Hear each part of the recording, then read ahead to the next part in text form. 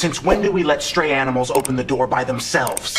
That's what Craig Hollister said to a black woman standing right there in his lobby. Her name was Whitney Brooks, early 40s, black skin, natural hair pulled back. I'm here to make a deposit. The kind of quiet most people mistake for weakness. She held his stare. What'd you bring, a bag of bananas? This ain't the zoo, sweetheart. I'd like to see your manager. Creatures like you don't even qualify to stand in this lobby. The only animal I see is the one barking at customers. Craig's jaw locked. He grabbed her shirt with both hands and ripped it. 6 people watching. A lanyard flipped out from under her collar. Federal badge, gold seal of the U.S. Treasury, spinning in the light for the whole lobby to see. Craig read it. And this grown man fear-pissed himself right there on the bank floor. Now let me take you back a few hours. Before the ripped shirt. Before the badge. Before Craig Hollister's pants told the truth his mouth never could. It's a Saturday morning in late September. Ridgewood, North Carolina. One of those suburbs outside Charlotte where the lawns are trimmed by someone else and the driveways hold 2 German cars minimum. Oak trees line the streets. The air smells like fresh mulch and expensive coffee. Farmer's market is already buzzing 2 blocks over.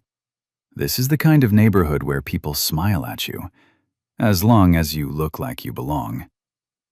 Whitney Brooks didn't grow up in places like this. She grew up in a 2-bedroom apartment in Durham.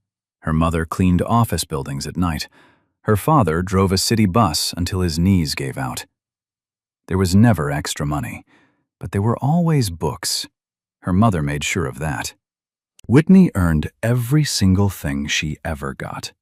Full scholarship to Howard University, top of her class, MBA from Wharton, one of 3 black women in her cohort. 16 years climbing through the ranks of the Office of the Comptroller of the Currency, the OCC, the federal agency that regulates every national bank in America. Now she was senior examiner in charge, one of the highest-ranking black women in federal banking oversight. She had the authority to walk into any national bank unannounced and tear its books apart. She could issue fines, suspend charters, shut entire branches down. But this morning, she wasn't thinking about any of that. She was sitting at a long table in a community center, surrounded by 12 young black women, college students, aspiring bankers, analysts, accountants. Whitney hosted this mentorship brunch every month, her way of reaching back and pulling someone forward. The brunch wrapped up around 10. Whitney hugged each of them goodbye. She grabbed her tote bag. Inside it, a small notebook, a digital voice recorder, and her federal credentials on a lanyard, all tucked away, out of sight. Because today wasn't just brunch day. Today was the day she'd been planning for 2 weeks.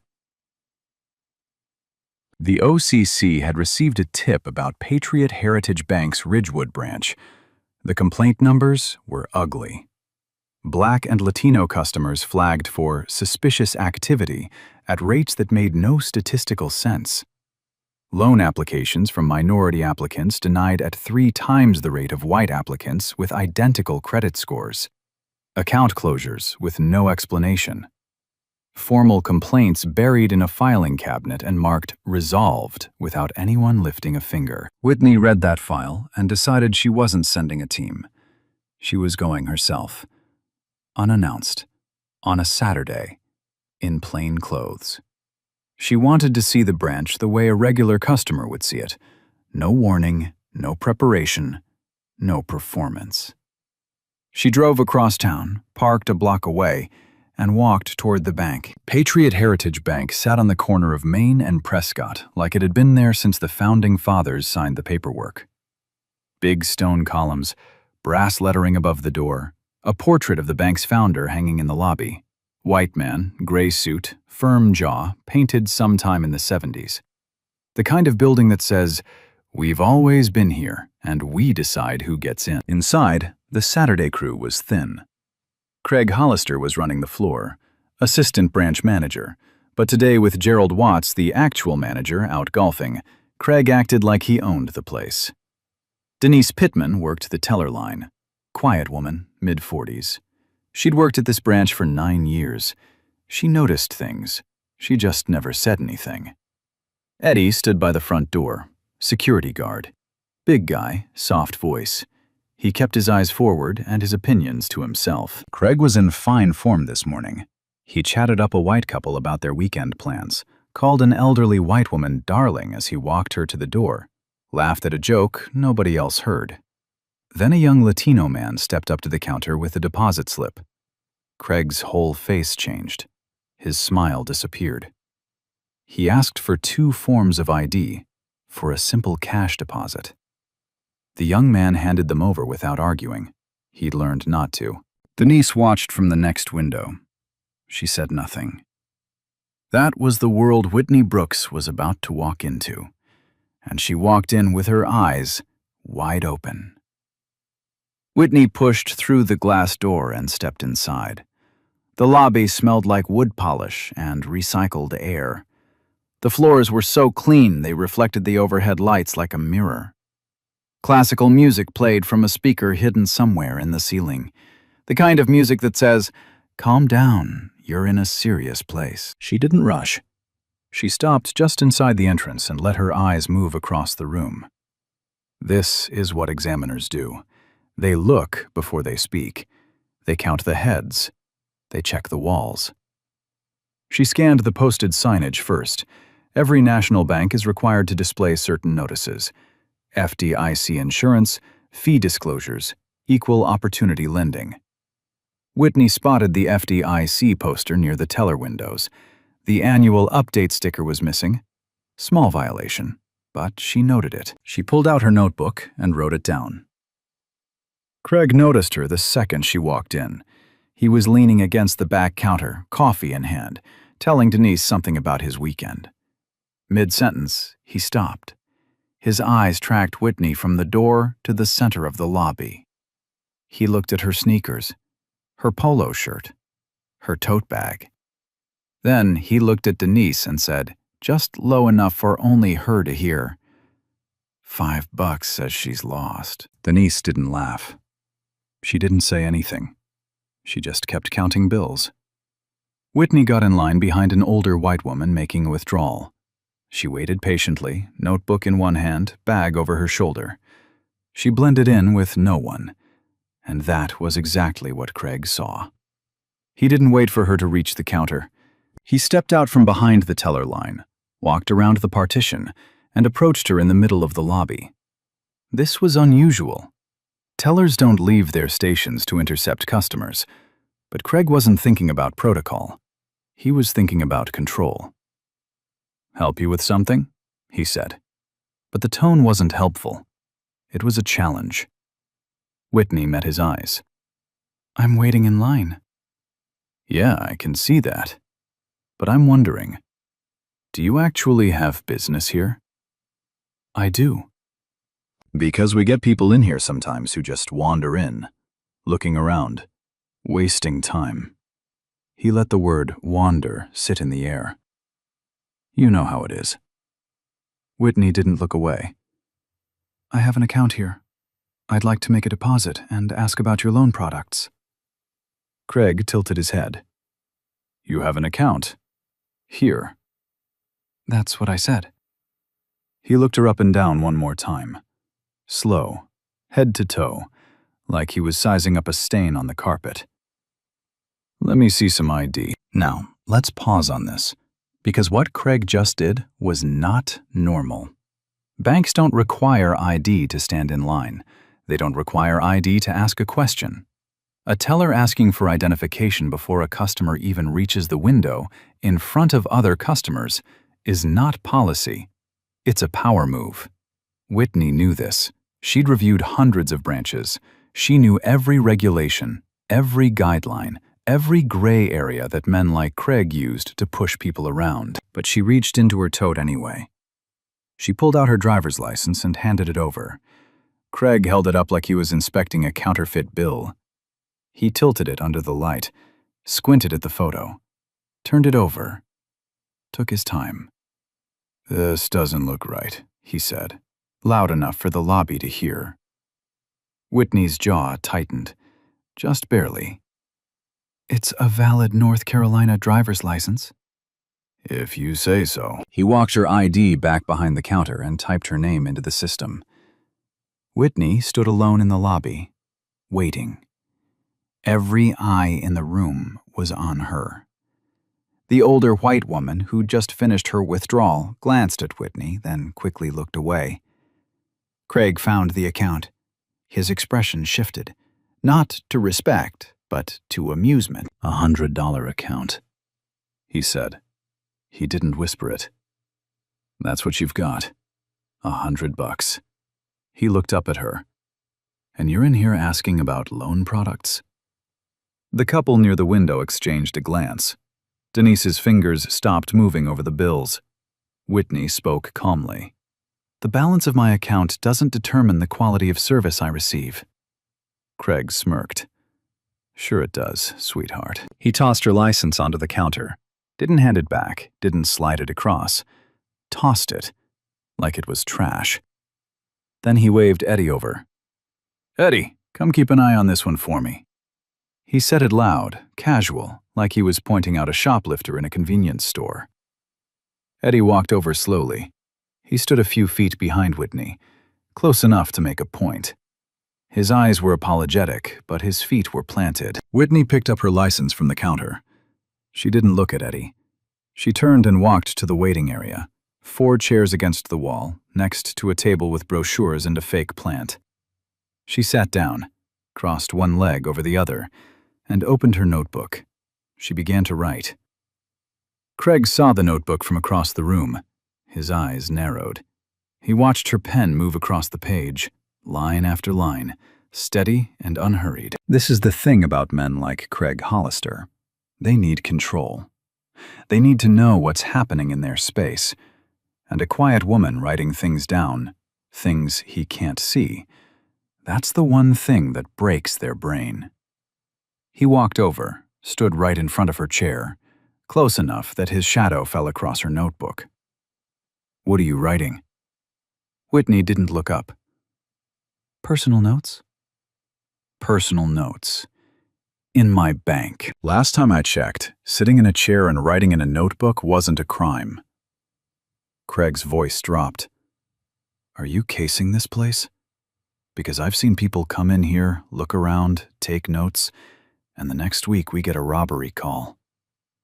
2 things happened at that exact moment. First, the woman sitting 3 chairs away, white, mid-50s, reading glasses on a chain around her neck, quietly pulled her phone out of her purse and opened the camera. She didn't say a word. She just pressed record and angled the phone toward Craig. Second, Whitney finally looked up. She closed her notebook. She held Craig's gaze and said, in a voice as flat as concrete, "I'm not casing anything. I'm a customer, and I have every right to sit here." Craig didn't hear a customer. He heard defiance. And Craig Hollister did not tolerate defiance. Not in his lobby. Not on his Saturday. Not from a woman who looked like she didn't belong. He stepped closer. "Stand up," he said. Whitney didn't move. "I said stand up." She looked at him the way you look at a child throwing a tantrum in a grocery store. And that look, that calm, unbreakable look, is exactly what sent Craig Hollister over the edge. Craig Hollister was not a man who heard the word no very often. Not from customers, not from Denise, not from Eddie, and certainly not from a black woman he'd already decided had no business being in his bank. But there she was, still sitting, still calm, still looking at him like he was nothing. His left eye twitched. "I said stand up."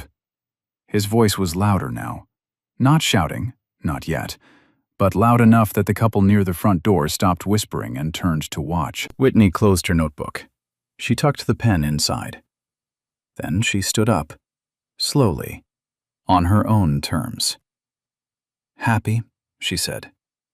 Craig wasn't happy. He wasn't anywhere close to happy. Because standing up wasn't enough. He needed her to be afraid. He needed her to shrink. And she refused to do either. He pointed at her tote bag. "Open it." Whitney looked at his finger, then at his face. "No." "I have the right to inspect any suspicious items on these premises." "No, you don't. Open the bag or I call the police." "Then call them." Let me explain something about what's happening here. Craig Hollister had zero legal authority to search Whitney's personal belongings. Zero. He wasn't law enforcement. He wasn't security. He was an assistant branch manager at a mid-tier bank on a Saturday afternoon. He had the same right to search her bag as a cashier at a grocery store, which is none. But Craig wasn't operating on law. He was operating on ego. And ego doesn't read the fine print. He turned to Eddie. "Eddie, hold her bag." Eddie didn't move. His hands stayed at his sides. His eyes darted between Craig and Whitney like a man watching a car wreck in slow motion. "Eddie," Craig repeated, sharper this time. Eddie swallowed hard. He took one step forward, then stopped. "Craig, man, I don't think... I'm not asking you to think. I'm asking you to hold her bag." Whitney gripped the strap of her tote. Her knuckles tightened, but her voice stayed level. "Don't touch my property, either of you." Craig stepped closer. He was in her space now, close enough that she could smell his aftershave. Cheap, chemical, too much of it. Close enough that she could see the vein pulsing in his temple. "What's in the bag?" he hissed. "My personal belongings." "What's under your shirt?" The question came out of nowhere. But this was the moment Craig's brain had been building toward. He'd seen the slight bump under her collar, the lanyard tucked inside her polo. To any reasonable person, it looked like nothing. A necklace, a lanyard from work. Nobody would think twice. But Craig wasn't reasonable. Craig was a man who'd already decided Whitney was a threat. And once a man like that decides you're guilty, everything you do becomes evidence. "I saw something under your collar when you were sitting down," he said. His voice was loud now, performing. "You're hiding something." Whitney took a half step back. "Do not touch me." "Then show me what's under there." "I said, do not touch me." The lobby was frozen. The classical music still played from the ceiling speaker, soft and oblivious. The woman 3 chairs away kept her phone steady, the red recording dot glowing on her screen. The older white man near the brochure rack put his hand on the back of a chair, like he needed something to hold on to. Nobody said a word. Craig reached for her. His right hand shot out and grabbed the collar of Whitney's polo shirt. His fingers twisted the fabric. He yanked downward, hard, and the cotton ripped with a sound that echoed off the marble floor like a slap. The shirt tore from the neckline to her left shoulder. The fabric split open. Whitney stumbled back half a step. Her heel caught the edge of the chair behind her, but she didn't fall. She caught herself. A gasp came from behind the counter. Denise. Her hand flew to her mouth. Eddie froze like a statue. The couple near the door stood up. And the lanyard, the one Craig was so desperate to see, flipped out from under her collar. A federal ID badge swung free, spinning on the cord against her chest. The gold seal of the United States Department of the Treasury caught the fluorescent light and flashed. But Craig didn't look at it. Not yet. He was still riding the adrenaline, still buzzing with the rush of a man who just proved he was in charge. He turned to the lobby and spread his hands like a preacher addressing his congregation. "See? She was hiding something. I knew it." His voice bounced off the walls. "This is exactly why we have to be vigilant, folks. This is what I'm here for." Denise's voice cracked from behind the counter. "Craig, maybe we should..." "I've got this, Denise." He didn't have anything. He had just committed assault on a woman in plain view of 6 witnesses and at least 3 security cameras. But in his mind, he was the hero. In his mind, he'd just saved the bank from whatever this woman was planning. Whitney didn't scream. She didn't cry. She didn't run. She straightened the torn fabric with both hands. Slowly. One side, then the other. She pressed it flat against her shoulder, even though it wouldn't hold. Then she lifted the lanyard so the badge faced outward. "You just put your hands on a federal officer," she said. Her voice was low, steady, each word placed like a brick. "You're being recorded by your own security cameras, and I suggest you read this badge very carefully before you say another word." She held it up. The gold seal. The name, Whitney A. Brooks. The title, Senior Examiner in Charge. The agency, Office of the Comptroller of the Currency. Craig wasn't looking. He was still barking at Eddie. "Detain her, right now! Detain her until the police get here!" Eddie didn't move. Eddie had already read the badge. His face had gone the color of old paper. Behind the counter, Denise picked up the phone. She dialed 911, not because Craig told her to, because she had just watched her colleague assault a woman in broad daylight, and she wanted it on record. The older white man near the brochure rack spoke up. His voice was shaky. "Son, I think you need to look at what she's holding." Craig finally stopped talking. The lobby went dead quiet. He turned back to Whitney, and for the first time he looked, really looked, at the badge hanging around her neck. Whitney reached into her tote bag. She pulled out a small black device, a digital voice recorder, standard issue for OCC field examiners. A tiny red light pulsed on the side. It had been running since she walked through the front door.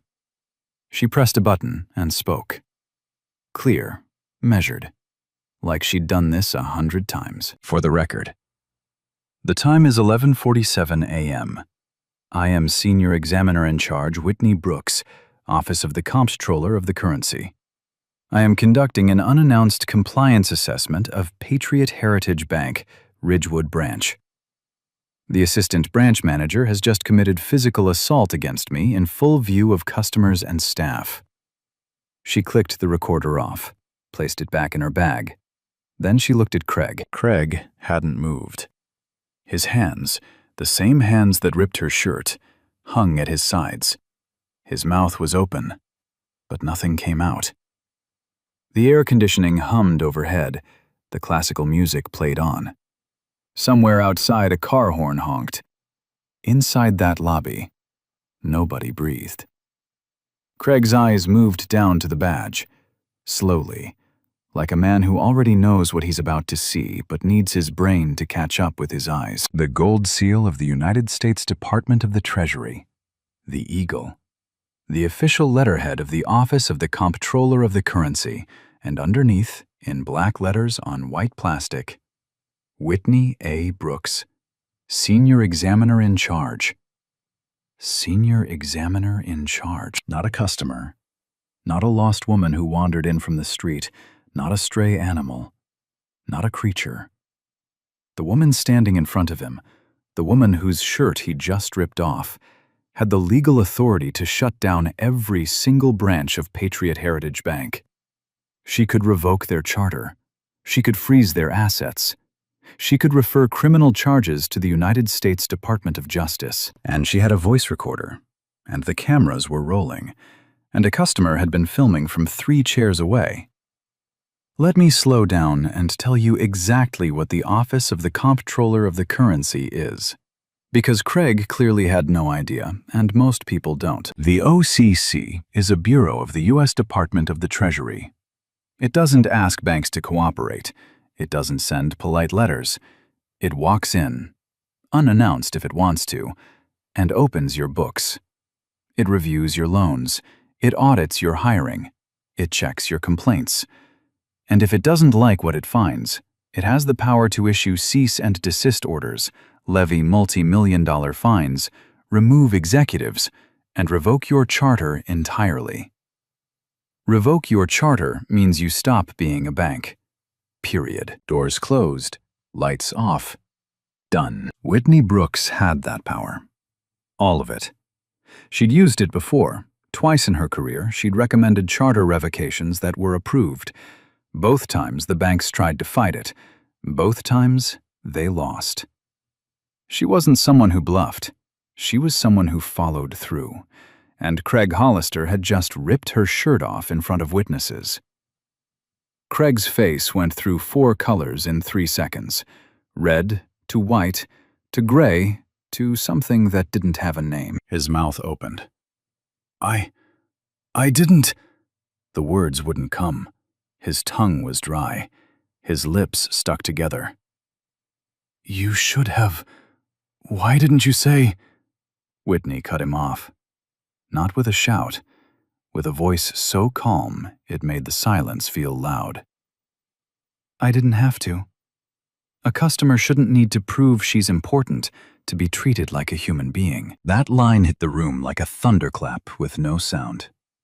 The older white man near the brochure rack lowered his head. Denise pressed her fingers against the counter so hard her knuckles went white. Even Eddie, 6'3", 240 pounds, looked like he wanted to disappear into the wall. Because Whitney wasn't just talking about herself. She was talking about every person who'd ever walked into that branch and been treated like less than nothing. Every name in that buried filing cabinet, every denied loan, every resolved complaint that no one ever resolved. She said one sentence, and the weight of 200 ignored voices landed on Craig's shoulders all at once. Craig took a step back. His heel caught the leg of a desk behind him. He stumbled, grabbed the edge with both hands to keep himself upright. His fingers were shaking, not a little, shaking like a man holding a live wire. The sweat came first. It broke across his forehead in a thin line, then spread down his temples. His breathing changed, short, shallow, fast. His chest moved like he'd sprinted up a flight of stairs.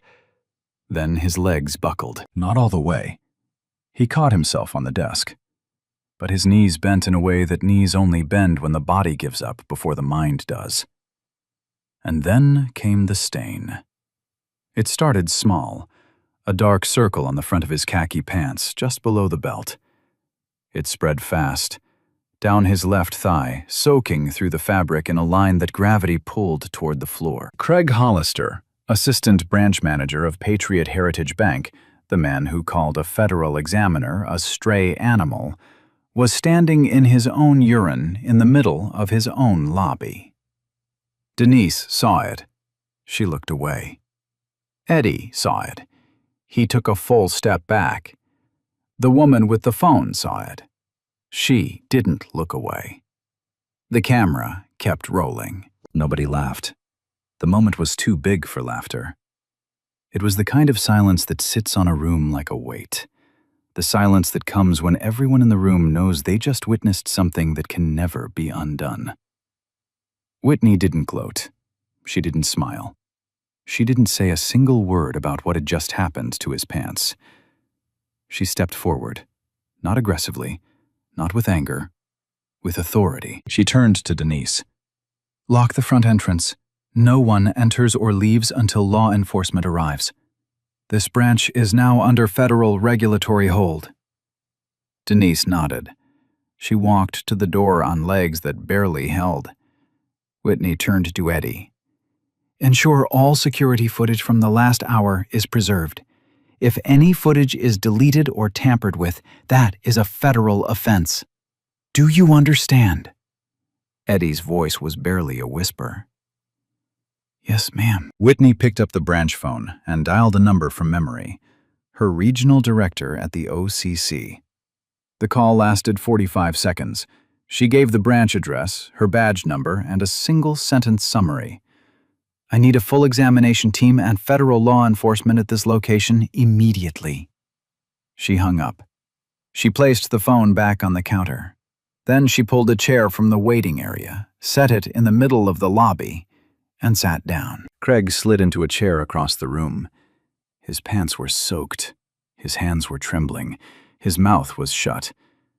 The king of the lobby was sitting in his own puddle, and the woman he tried to throw out was running the room. 12 minutes. That's how long it took for the blue and red lights to appear through the bank's front windows. Lieutenant Carolyn Stokes stepped through the door first, 2 officers behind her.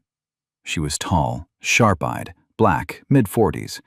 The kind of cop who reads a room before she reads anyone their rights. She scanned the lobby in 3 seconds flat. A man sitting in a wet chair staring at the floor. A woman with a torn shirt sitting upright in the center of the room. A teller behind the counter with mascara running down her cheeks. A security guard standing with his arms folded and his eyes wide. And 4 customers pressed against the walls like they'd just witnessed an explosion. Stokes walked to Whitney first. "Ma'am, are you the one who called 911? My colleague Denise Pittman made the call. I'm Whitney Brooks, Senior Examiner in Charge, Office of the Comptroller of the Currency." She held up her badge. "I'm the one who was assaulted." Stokes looked at the torn shirt. She looked at the badge. She didn't need much more. But she did her job anyway. She was thorough. She took Whitney's statement first. Whitney spoke the way she always spoke. Clear, factual, chronological. No emotion wasted. She described the verbal abuse, the ID demand, the illegal search request, the physical assault, the ripped shirt. She mentioned the voice recorder. She identified the security cameras. She pointed to the customer with the phone. Then Stokes interviewed Denise. Denise couldn't stop her hands from shaking. She told the lieutenant everything. Craig's behavior that morning, the way he intercepted Whitney, the comments, the escalation, the moment he grabbed her shirt. She said something else, too. Something quiet. "This wasn't the first time. He does this. Not like this, but he does things. To people who don't look like our usual customers." Stokes wrote that down. Eddie confirmed everything. His voice was flat and exhausted. She told him not to touch her. Twice. He did it anyway. The customer with the phone, her name was Barbara Coleman, handed over her recording without being asked. "I got all of it," she said, "from the moment he told her to open her bag." Stokes had enough. She walked over to Craig. He hadn't moved from the chair. The wet stain had spread down both legs now. His eyes were glassy. His hands sat in his lap like dead birds. "Sir, I need to ask you some questions." Craig looked up. His mouth moved before his brain caught up. She looked suspicious. She was writing things down. "I was protecting the branch. That's my job." Stokes kept her voice level. "Did she threaten you in any way?" "No, but did she attempt to access any restricted area?" "No, but did she refuse to leave when asked?" She wouldn't cooperate. Did you put your hands on her, sir?" Silence. I was trying to see what she was hiding." Stokes closed her notebook. She looked at Craig the way a doctor looks at an X-ray they've already diagnosed. "Craig Hollister, you are under arrest for assault and battery. You have the right to remain silent." Craig's hands were cuffed behind his back before he could finish blinking. The metal clicked against his wrists. The sound bounced off the marble floor. Sharp, final, absolute. 15 miles away, Gerald Watts was standing on the 9th hole of a private golf course when his phone buzzed. He glanced at the screen, frowned, and stepped away from his foursome. 3 minutes into the call, his golf club was on the ground. His hand was on his forehead. His mouth was open, but no words were coming out. Arthur Pemberton, regional president of Patriot Heritage Bank, was conferenced in 90 seconds later. When he heard the name Whitney Brooks, the line went dead silent for 5 full seconds. Then a single whispered word came through the speaker. A word that men like Arthur Pemberton only say when they know, with absolute certainty, that everything is over. He said, "Get our lawyers on the phone, right now, and shut that branch down before she shuts us all down." Craig was walked out of the bank at 12:14 p.m. Hands cuffed behind his back, khaki pants stained dark from the waist to the knees. Head down, feet shuffling. He passed the teller window where he'd tossed Whitney's license like garbage. He passed the chair where he'd told her to stand up. He passed the spot on the floor where he'd torn her shirt. Whitney watched him go. She didn't say a word. She didn't need to. When the door closed behind him, she turned to Denise. The woman's face was streaked with tears and guilt. Whitney said, quietly, "Are you okay?" "Even now, even after everything?" she asked.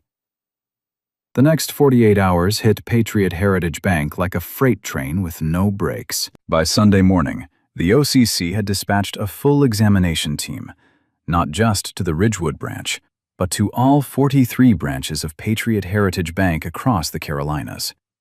12 examiners, 3 supervisory analysts, a compliance attorney from the agency's Washington headquarters. They arrived with laptops, subpoenas, and the kind of quiet professionalism that makes bank executives lose sleep. Whitney wasn't leading this team. She'd recused herself. Conflict of interest, given that she was now both the examiner and the victim. But the investigation she triggered was hers in every way that mattered. She lit the match. The OCC brought the gasoline. What they found was worse than anyone expected. The Ridgewood branch wasn't an outlier. It was the model. Across all 43 branches, Black and Latino mortgage applicants were denied at 3 times the rate of white applicants with identical credit profiles. Same income, same debt-to-income ratio, same credit score. Different skin, different outcome. Accounts belonging to minority customers were flagged for suspicious activity at a rate 400% higher than white-held accounts. Most of those flags led nowhere, because there was nothing suspicious. It was just profiling dressed up in paperwork. Complaint files from minority customers were buried. Not lost, not mishandled, buried. Investigators found a filing cabinet in the Ridgewood branch's back office. Literally a gray metal cabinet shoved behind a supply shelf, stuffed with over 200 formal complaints. Every single one marked resolved. Not one of them had ever been reviewed by a supervisor. Craig Hollister's name appeared in 17 of those complaints. 17. Spanning 2.5 years, customers had written letters, filled out forms, called the branch hotline. One woman drove 40 minutes to file her complaint in person. Every single one of those voices was shoved into a metal drawer and forgotten. Gerald Watts had signed off on every single resolved stamp. His signature, a lazy, looping scrawl, sat at the bottom of each file like a door slammed shut. The examiners also pulled the branch's internal training records. Mandatory bias training, required by federal regulators every 12 months, hadn't been completed at the Ridgewood branch in over 3 years. The training module was listed as scheduled each quarter. It was never delivered. Not once. Gerald Watts checked the box anyway. Meanwhile, the video was doing what videos do in the age of the internet.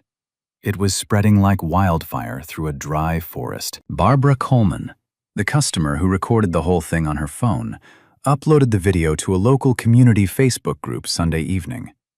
By Monday morning, it had 6,000 shares. By Monday afternoon, it was on Twitter.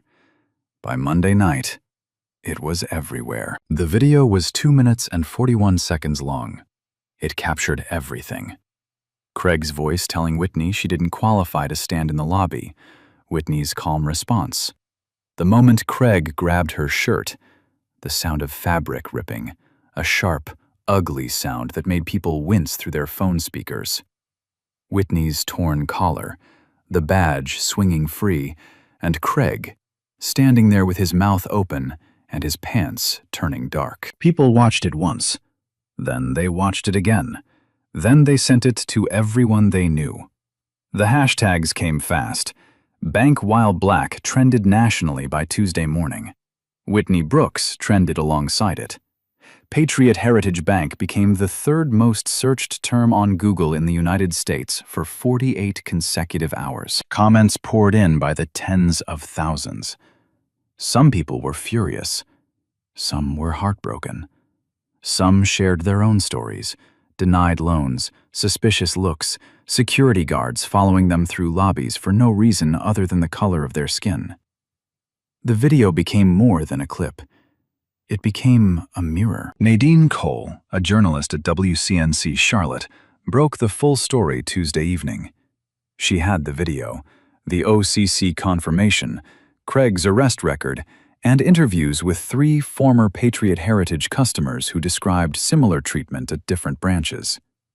Her segment ran 11 minutes, an eternity in local news. By Wednesday, it was syndicated nationally. CNN picked it up. MSNBC ran a panel.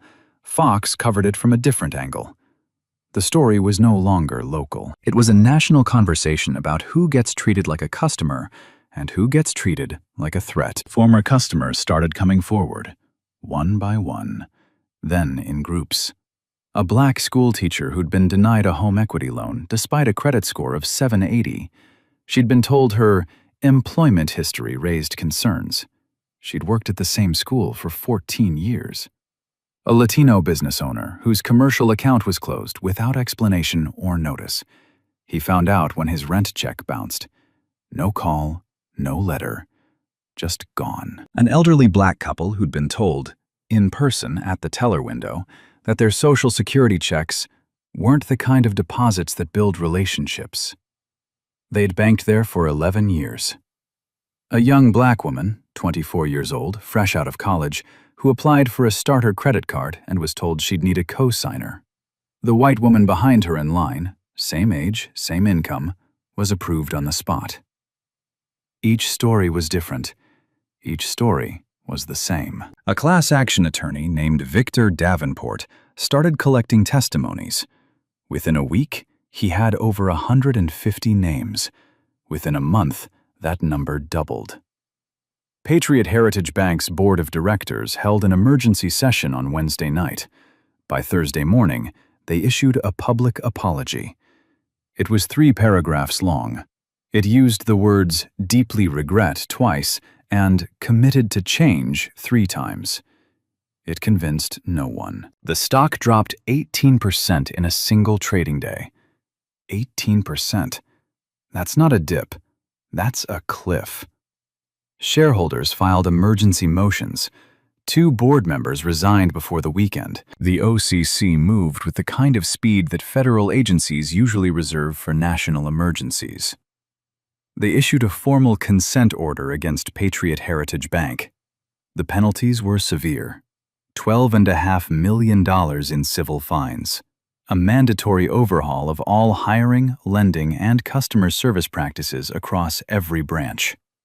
An independent compliance monitor, appointed by the OCC, paid for by the bank, for a minimum of 5 years, and a requirement to submit quarterly reports to the OCC documenting every complaint filed by every customer at every branch with full investigation records attached. Arthur Pemberton, the regional president, was forced to resign by the board. He didn't get a farewell dinner. He got a cardboard box and a security escort to his car. Gerald Watts was terminated the same day. The man who spent his Saturdays on the golf course, while Craig terrorized minority customers in his branch, was finally held responsible for what he allowed to happen on his watch. Craig Hollister's criminal trial began 11 weeks later. His attorney tried the only defense available, that Craig was acting in the interest of branch security and had reasonable suspicion that Whitney posed a threat. The argument lasted about as long as it took the prosecutor to press play on the video. The courtroom heard Craig's own voice calling a federal examiner a stray animal. They heard Whitney say, "Do not touch me," twice. They heard the rip of fabric. They saw the badge. They saw the stain on his pants. Jurors watched the video without blinking. One woman in the second row covered her mouth with her hand. A man in the back row shook his head slowly, over and over, for the entire 2 minutes and 41 seconds. A juror in the front row, a middle-aged white man in a gray suit, closed his eyes and didn't open them until the video ended. The federal charges were the ones that buried him. Assault on a federal officer, 18 U.S.C. Section 111, civil rights violations with potential hate crime enhancements. The U.S. Attorney's Office didn't hold back. The jury deliberated for less than 3 hours. Guilty on all counts. Judge Raymond Sullivan delivered the sentence on a Thursday afternoon. The courtroom was packed. Cameras were not allowed inside, but sketch artists captured the moment. Craig standing with his hands clasped in front of him, his attorney beside him, his face the color of old chalk. Sullivan didn't rush. "Mr. Hollister," he said, "you were entrusted with a position of public-facing authority. You used that authority to humiliate, demean, and physically assault a woman whose only offense was the color of her skin. This court does not take that lightly. 36 months in federal prison, 5 years of supervised probation, permanent ban from employment in any financial institution in the United States." Craig didn't react.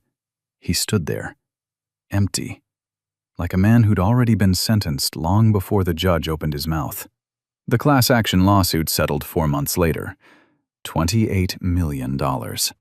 The settlement included direct restitution to affected customers, a scholarship fund for minority students pursuing careers in finance, and mandatory community reinvestment in the neighborhoods Patriot Heritage Bank had neglected for years. Whitney's name never appeared in the lawsuit. She recused herself completely. But every single person involved knew the truth. None of this would have happened if a woman in a polo shirt hadn't walked through a glass door on a Saturday morning and refused to leave. 6 months later, Whitney Brooks stood behind a podium in Washington, D.C. The room was filled with 300 people: bankers, regulators, policymakers, journalists. Crystal chandeliers hung from the ceiling. The carpet was so thick it swallowed footsteps. A banner behind her read, "National Banking Compliance Summit, Equity in Practice."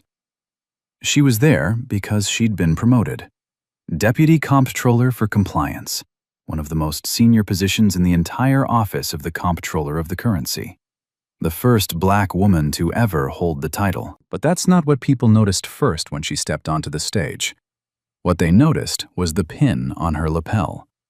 Small, navy blue, shaped like a torn piece of fabric. A reporter asked her about it later. Whitney smiled and said, "So I don't forget where the work started." Back in her office, on a shelf behind her desk, sat 2 things. A framed photograph from her monthly mentorship brunch, 12 young black women smiling around a long table, and a small square of navy cotton, pressed flat inside a glass frame. A swatch from the polo shirt Craig Hollister ripped off her body in the lobby of Patriot Heritage Bank. She kept it where she could see it every single day. Her keynote speech that afternoon lasted 18 minutes. She didn't raise her voice once. She talked about the gap between policy and practice, how a bank can have 100 pages of anti-discrimination guidelines and still employ a man who calls a black woman a stray animal to her face. She talked about how institutions fail not when one person does something wrong, but when everyone around that person decides it's easier to look away. 300 people listened in absolute silence. Craig Hollister was 11 months into his 36-month sentence at a federal correctional facility in Eastern Virginia. He had no visitors. His banking license was gone. His name, when Googled, returned 14 pages of results, none of them kind. He would spend the rest of his life as the man in the video, the man who ripped a woman's shirt, the man who wet his pants on the bank floor. Denise Pittman testified fully during the investigation and the trial. She held nothing back. She described the culture Craig created, the jokes, the comments, the way minority customers were treated differently every single day while management looked the other way. After the trial, she transferred to a different bank. She enrolled in a diversity and inclusion certification program. She told a reporter, "I should have said something the first time I saw it. I didn't. I won't make that mistake again." Gerald Watts never worked in banking again. Arthur Pemberton moved to Florida and disappeared from public life. Patriot Heritage Bank survived, barely, under new leadership and a compliance monitor who reported directly to the OCC every 90 days. The 12 young women from Whitney's mentorship brunch watched the video. They watched the trial coverage. They watched Whitney's keynote speech. 3 of them changed their majors to regulatory finance. One of them, a junior at Howard University, wrote her thesis on racial discrimination in consumer banking. She dedicated it to Whitney Brooks. That's the thing this story is really about. Whitney didn't win because she was powerful. She won because what happened to her was wrong. She won because there were cameras, because Denise picked up the phone, because Barbara Coleman pressed record, because a system, imperfect, slow, frustrating, eventually did what it was supposed to do. But what about the times when there's no badge, no camera, no Barbara Coleman in the third chair? That's where you come in. Here's my question, and I want you to really sit with this one. If you were standing in that lobby, watching Craig Hollister rip a woman's shirt in front of everyone, what would you have done? Would you have pulled out your phone? Would you have said something? Would you have stepped between them? Or would you have looked at the floor, like Eddie?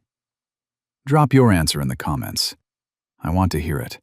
I want to read every single one. And if this story hit you somewhere, if it made you angry, or made you think, or made you want to share it with someone who needs to hear it, then do that. Hit the like button, share this video, subscribe if you want more stories where the truth comes out, and justice doesn't just happen, it lands. Because at the end of the day, you don't need a badge to stand up.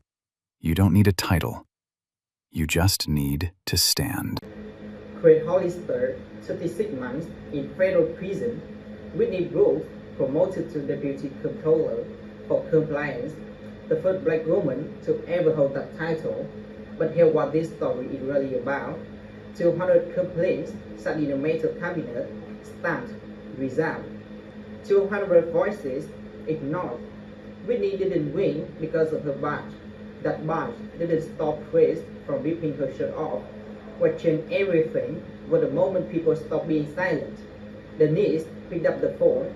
Barbara hit record on a system that failed 200 times. Finally worked on the 201st. Dignity shouldn't depend on what hanging around your neck.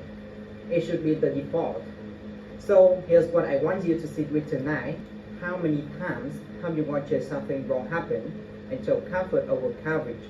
And how many Whitneys out there never got justice because there was no Barbara in the third chair? Drop your answer in the comments.